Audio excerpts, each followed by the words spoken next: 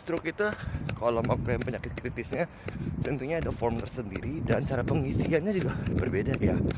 Dan ini pasti fix akan keluar sebesar santunan jumlah yang ada di dalam polismu ya.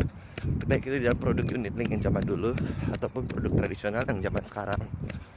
Tetapi yang pasti ada syarat yang namanya adalah defisit neurologis yang permanen yang harus dibuktikan oleh imaging resonance atau MRI atau CT scan kepala seperti itu.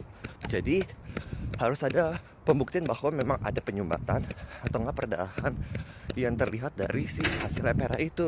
Terus begitu harus ada defisit neurologis yang permanen. Nah, ini yang kadang-kadang sering banget disalahartikan oleh pasien maupun juga dokter.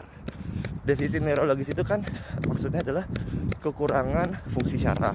Nah, yang dilihat itu adalah tangan dan kakinya sama bibir. Ya, jadi bibir mencong atau enggak tangan dan kakinya lemes atau bahkan nggak bisa bergerak, lumpuh kayak gitu ya.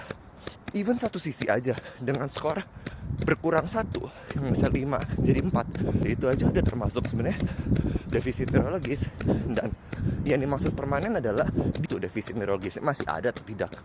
Tentunya semua dokter pasti mau dong mengusahakan agar si pasien bisa sembuh ya. Jadi kalau misalkan defisit neurologisnya sudah hilang, udah baik normal jadi 5544 gitu misalkan, 55555, itu sebenarnya adalah harapan akhirnya di saat pengisian defisit neurologisnya itu masih ada gitu. Yang penting memang stroke itu bukanlah TIA ya, bukanlah stroke ringan, bukanlah transient ischemic attack. Itu sudah bisa diklaim. Banyak agent tidak mengerti, makanya akhirnya tidak bisa diklaim. Nah, sekarang pertanyaan buat teman-teman, kalau kita sampai kena stroke, kita udah pasti nggak bisa bekerja lagi. Apakah udah siap dengan uangnya? Kalau belum, buka dulu santunan untuk penyakit kritis. Kalau sampai kita amit-amit terkena sakit seperti itu, kita nggak usah pusing-pusing terlalu mikirin cari duit dari mana. Tujuan santunan penyakit kritis itu adalah menggantikan ingat kita di saat kita terkena sakit kritis seperti stroke, jantung, atau kanker. Kita bisa fokus untuk pemulihan kita. Hari sampai di situ dulu. Bye bye.